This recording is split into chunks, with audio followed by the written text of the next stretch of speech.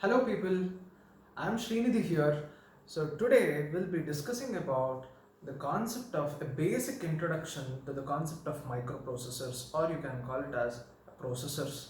So this lecture will be a foundational course or the basic criteria for which you need to know before going in depth into the concept of microprocessors or controllers. Okay, well, it's quite interesting.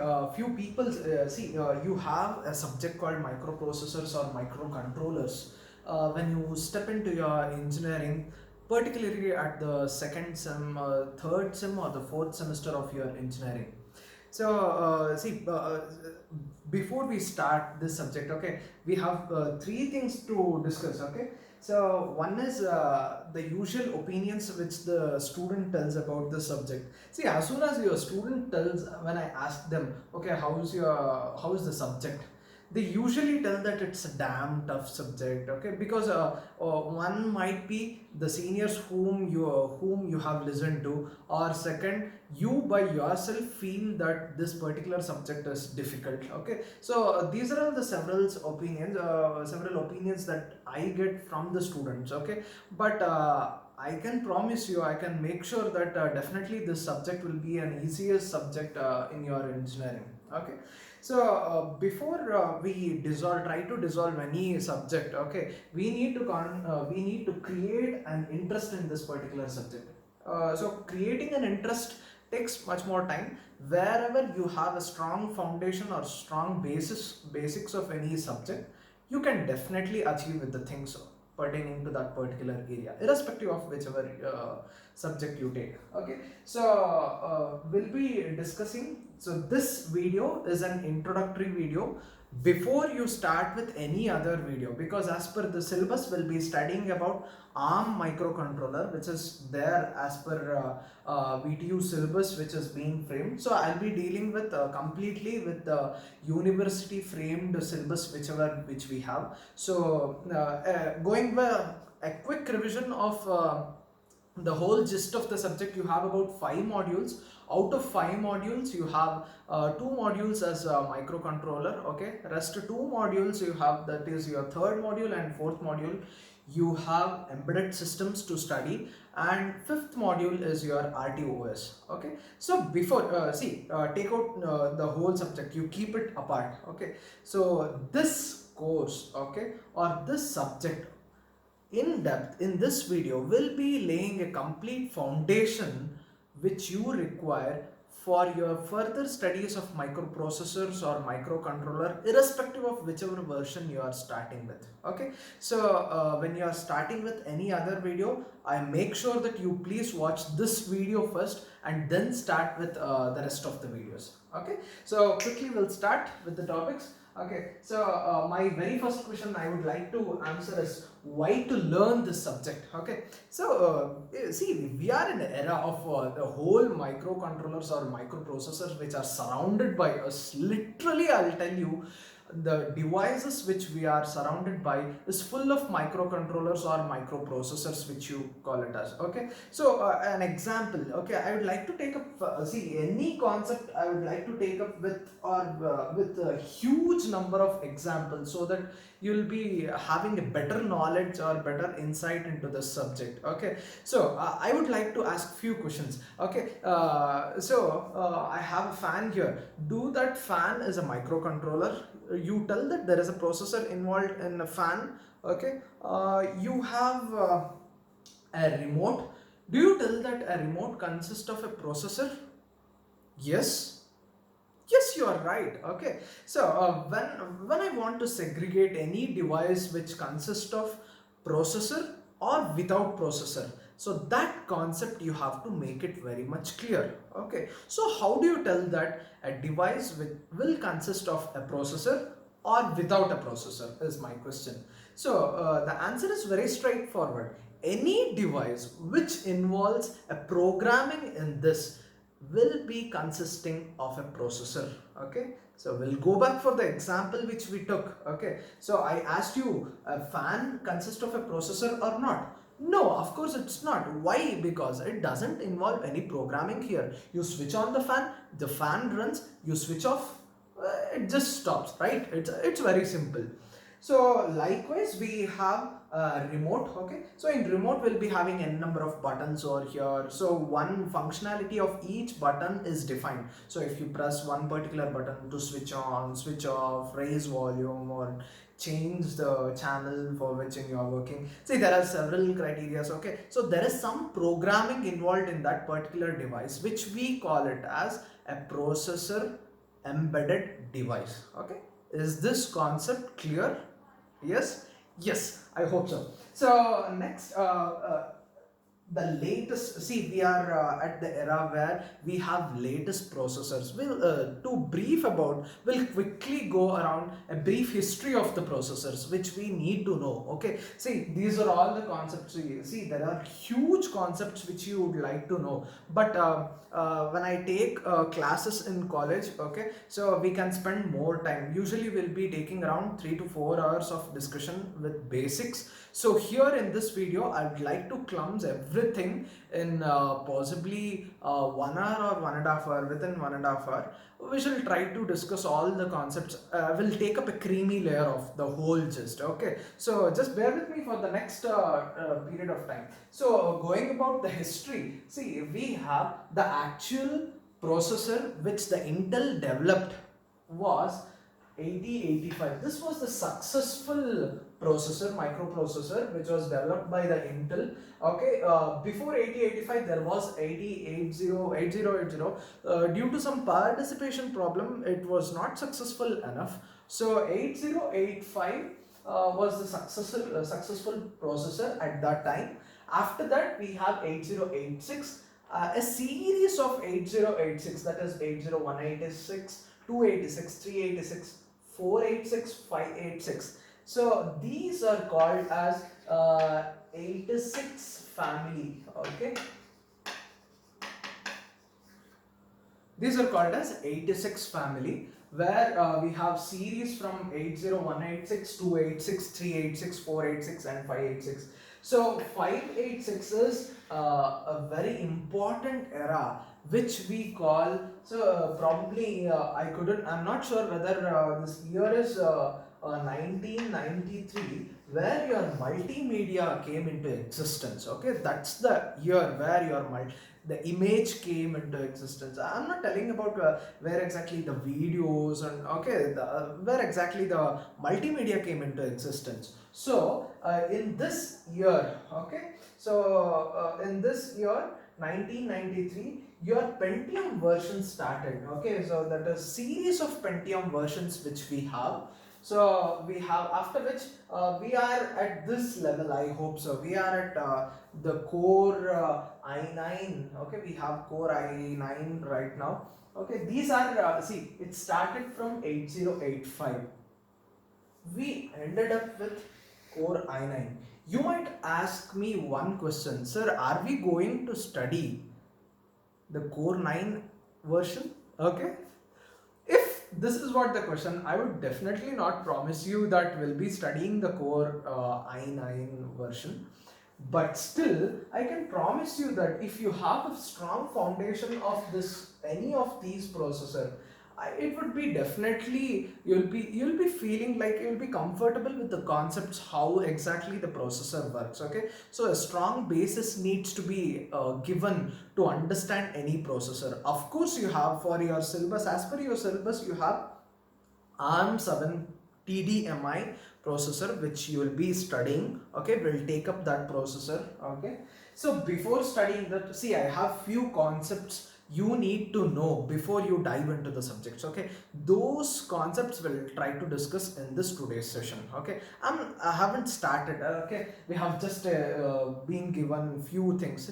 See, in this video, when I'm telling few concepts, I think probably after passing time to time, simply by new concepts will be wavering into your mind, so that you will not be getting, we are not studying, like we are not getting understood with new concepts. Okay, so you feel like some old concepts are driving through, but we shall try to dig deep so that you have better understanding and a strong foundation for the subject. Okay, so see, this is what the history of the processor. Okay, So after which the main concept was start increasing the scalability of the processor, where your microcontroller came into existence. So Intel actually outsourced the license to various several companies. Means you have the processor, you have the Intel processor, the basis of the processor is same. So keeping as the basis, the replication of many types of processor was done. Okay, so outsourcing of license was given to many other companies, so that a small single chip will certainly do more operations. Okay, so there came into existence of your microcontrollers. Okay, so you know that in this world actually the microcontrollers are ruling this whole world entirely, which I can tell you in one word. Okay, so we'll be studying basically this, what is microcontroller and etc. We'll be driving throughout the course. Okay, so my next question which I have before I go. See, when it comes to microcontroller or microprocessor or we'll keep it as a processor as of now, because my topic today is introduction to processor. Okay, so where exactly your processor fits inside the system is my first question. Yes, where exactly? You have the CPU. I hope so everybody has seen the CPU. Within the CPU, you'll be having a motherboard. Okay, if not, please open the CPU and at least see it once right now.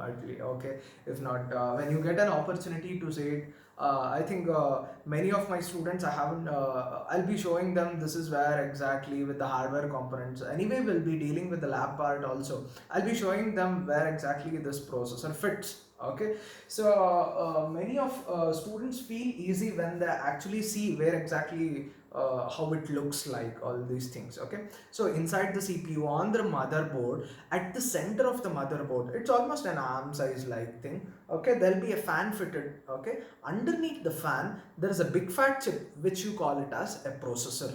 Okay, so a normal guy seeing a CPU sees the whole system as some big thing or anything. But as a software engineer or a hardware engineer, I directly just look at the things and I'll just remote all other things. I will concentrate only on the processors. Okay, so here this is where your microprocessor or the processor is being fitted exactly. Okay, so till here we have studied. Okay, my next concept here is, you are looking at this diagram, I hope so. See, this is a logical view of your how does your processor works. Okay, as you see in the board, you can see three things.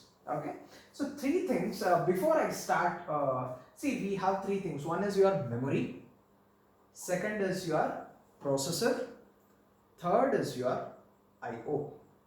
You know all these things. Okay, even a 10th standard guy will tell what is memory, what is IO. Usually the kids in the school level are trained with all these. We say this is the basic block diagram which anybody can understand, and you people already knew it. Okay, so I just want to take out few concepts which we want to just dig up with the basic concepts and make it crystal clear, so that we won't come back to this concepts again and again. This is what the thing that we need to study. Okay, so here IO, you know, input output. Okay, we have several devices. Example for input devices, we have mouse and keyboard. Okay, what's the job of mouse and keyboard? The job of the mouse or the keyboard is just to give the processor input, nothing else than that.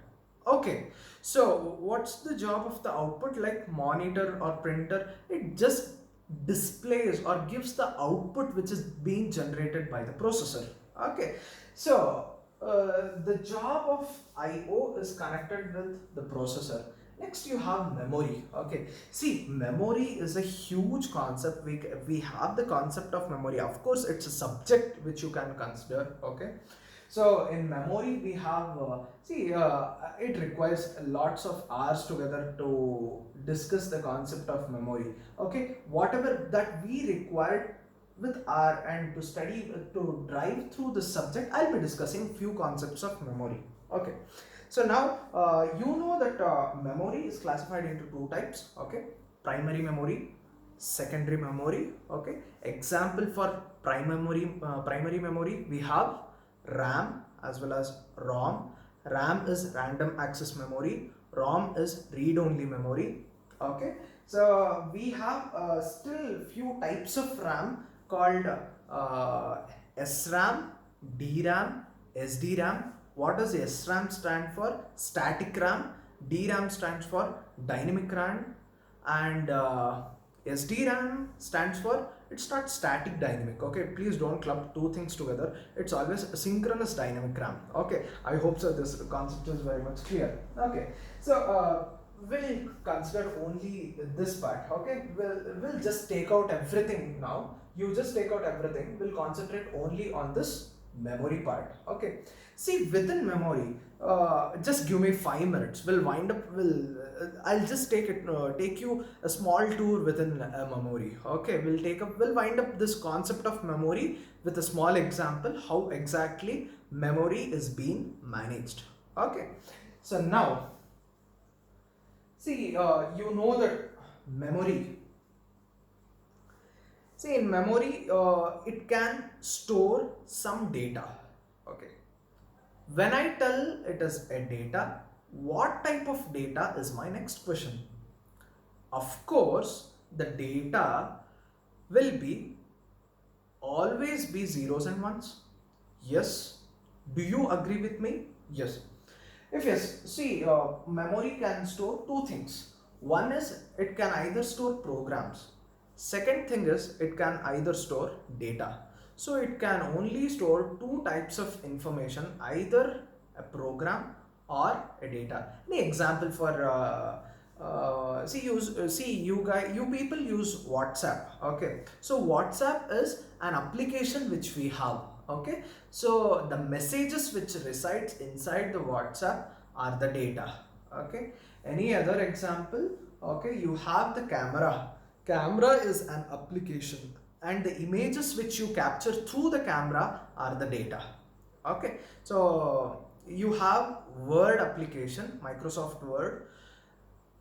The files which have been generated through words are the data. Okay, I hope so. See, we can discuss with lots and lots of examples. Okay, which is not much really needed. Okay, but having being given a gist of what is memory, we just knew memory consists of two things, that is your program or data. We have two types of memory, mainly primary memory and secondary memory. Within primary memory, we have RAM and ROM. Within secondary memory, we have a number of examples through secondary memory. See, our discussion, what is secondary memory? See, secondary memory is nothing but a storage which you can consider. Okay, it is not dealing with, like, secondary memory is a non-volatile memory. See, what do you mean by non-volatile memory? It cannot be like you can play with secondary memory. It's not in the case of primary memory. Okay, see, you cannot play with a RAM or ROM. Okay, we'll be discussing with all the types of RAMs in detail. What is the exact principle which is being involved over here? But for this instance, taking up any small example. Okay, I want to ask you one question right now. Okay, be clear with the concept. We told that a memory consists of zeros and ones. Do you agree with me? If yes, if I want to store a song will be stored as a song, or what?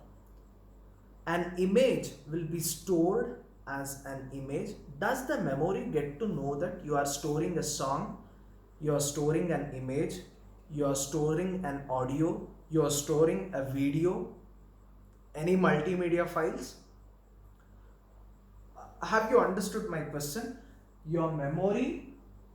Does your memory understand you are storing a song or an image or any audio over there? Okay.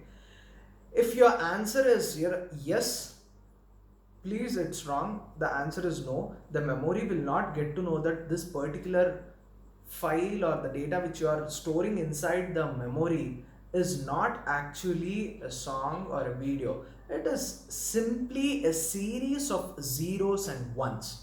Okay, so anything, any song will be a combination of zeros and ones. Any image will be a zeros and ones.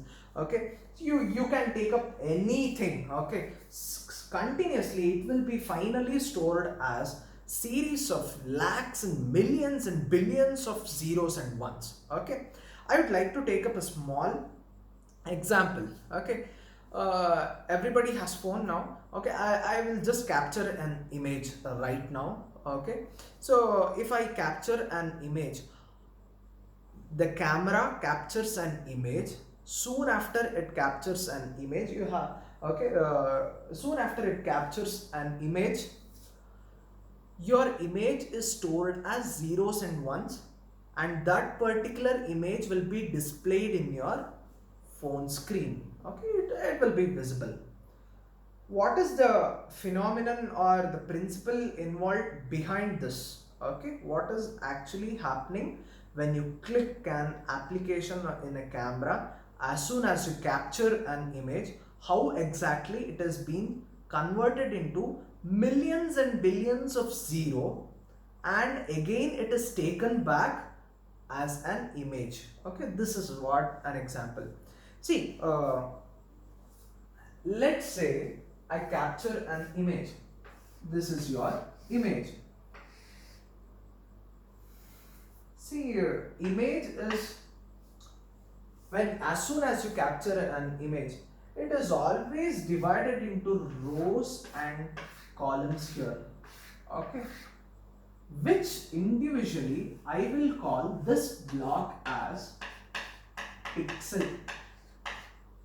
Okay, hope so everyone knew this concept, but I would like to definitely see this one concept. If you make it very much clear, I don't think so you need n number of times of repetition of the same concept. Okay, please understand this concept. Just bear with me for the next 5 minutes. I'll make you understand, and I'll make you feel, people feel better with this concept. Okay, so this block, I'll call it as a pixel. So your pixel consists of mainly it is based on somewhat any color. Okay, okay, so your pixel consists of one color. Okay, we'll consider an individual pixel right now. Okay, what does your individual pixel consist of? It's again number of zeros and ones. Okay, what if I'll tell you, see the image clarity. If I consider an image clarity, how do you tell that this particular image has more clarity or less clarity? You people tell that when pixels are more, the clarity is huge. My next question is, how exactly can you decide what's the principle which is being involved when the number of pixels are more, your image clarity is high? Okay, so let's consider. Okay, I should just take out, see this is one whole image which I have. See, in this whole image, let us say your whole image is of one single pixel. Are you able to understand? Yes, this whole picture will be consisting of only one pixel. One pixel means only a single color. I hope so you people are understanding. If what is the case if the whole image is of only one single color? Of course, you and me would be like be visible like a cartoon or something. Of course, the cartoon at least consists of a number of colors. Nowadays, the animations are very much good. The graphic peoples are really doing well. Will not deal much more with those things. Okay, we are just come back to this. Okay, so there is either it can be 0 or it can be 1, any one. Okay, this is a single pixel. So if 0 is black, 1 is white, either it can be black or it can be white.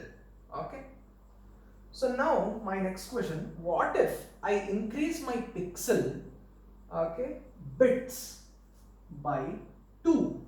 Okay, 2 bits, this image consists of 2 pixels, not bits, okay, 2 pixels, 0, 1. So now I can play with the combinations of 0, 1, like 0, 0, 0, 1, 1, 0, 1, 1, okay. So 0, 0 for, see, 0, 0 is for a dark black, 0, 1 is for light black, again 1, 0 is for dark white, and 1, 1 is for light white, okay, anything which you can consider. So there is some distinction between like one image consisting of only a single pixel and the second image which consists of 2 pixels. So likewise, if I start increasing the number of pixels, let us say, okay, I have about 4, okay, so 4 means it is again the number of power of combinations which you have. So for 2 we have 4 combinations. See, for 4 we have about 16 combinations. For 3 we have about 9 or 10 combinations, okay. Likewise, if we increase the number of pixels within an image, your clarity of an image will be increased, okay. So see, actually going in depth with respect to this concept will be going in depth with respect to image processing, okay, which I'll not be taking much about. So see, this concept, I hope so, how a pixel is being, how an image is being stored, okay. So definitely, again, what is the bits? See, in one single pixel, if you consider, okay, if I start adding one more bit here, so that there are 2 bits within 1 pixel. Are you able to understand? I just told you that in one image, when you have one single pixel, it will be of one color. If you increase the number of pixel, the shades gonna increase there, okay. Now consider only a single pixel. Within a single pixel, if I increase the number of bit size over there, so that your one pixel was consisting only 0, that is only 0 or either 1. If I increase it to 2 bits, okay, there increases your combination of color, the possibility of the color will be increasing, okay. Please don't make the things very much complicated. It's not at all complicated, okay. So as soon as you increase the number of bits, okay, we have the concept of power of 2. I'll be discussing in the next upcoming video. We'll be discussing over there, okay. So we have actually a huge concepts to cover, okay. Since it's just a beginning of the subject, I'd like to I'd not to disturb you much over these concepts, okay. We'll just go with the creamy layer so that it acts as a strong basis or a foundation to your subject. So if you increase number of pixels, the density of the pixels increases and the image clarity will be increased. So within a single pixel, the possible if you start increasing the number of bits in each pixels, your segregation of colors and the clarity of the image will be again increased. So this is a small example which we consider how an image is being stored. And after it is being stored, see, there is an order. See, there will be some rows and columns which will be there, and again in each row there will be number of zeros and ones which will be kept in an format aligned manner. Again, while retrieving the same number of rows with some n number of millions and billions of bits, the same zeros and ones are placed on the screen so that your image is being captured. Whatever the image which you have been captured will be displayed exactly as the same, okay. So this is what the concept which is being behind a capturing of an image. Similarly for audio, video and anything else, when you capture any or any devices, so anything which you can observe here. So I thank you for bearing with me for these minutes, okay. So we have just started with the syllabus and it's quite very interesting. There are very lots and lots of topics to be discussed, okay. See, for few things I'll be using this about few things. I'll be teaching you people with some, see there are some arithmetic problems which are involved here, okay, some instructions which have to be discussed, okay. So a few programs which are, for which I'll be using system to record for that, okay. We shall try to engage ourselves with all these concepts. So we'll be having another session of an introductory video where I'll be speaking about decimal to hexadecimal. See, because this whole processor or microprocessor or microcontroller will be engaging ourselves with hexadecimal. So why do we require hexadecimal numbers? So all those things we'll be discussing, and the concept of power of 2, okay. It's very important, and you feel like it's a tiny topic, okay. I'll be trying to make you people understand just in about 5 to 10 minutes, so that you don't like you are understanding a huge concept, but it's still important to you people to know with the concepts, okay. So in the next session we'll take up binary to hexa, and of course the concept of power of 2, okay. We'll stop at this level. Thank you everyone for listening. Okay, we'll meet in the next video. Thank you, bye.